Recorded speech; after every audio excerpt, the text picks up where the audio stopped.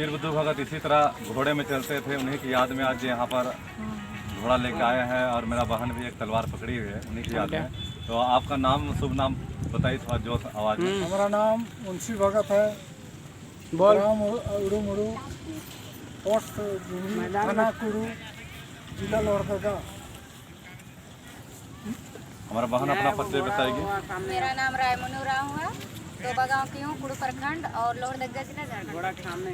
तो ये लोग हर साल इस तरह अपना पूर्वजों की याद करने वीर बुद्धू भगत के शहीद स्थल पर आते हैं घोड़े में, तीर धनुष के साथ, तलवार लेके, झांकी लेके। और इसके लिए यहाँ का ग्रामवासी है, जो यहाँ का श्रद्धालु है, उनको लिए बहुत खेद की बात है।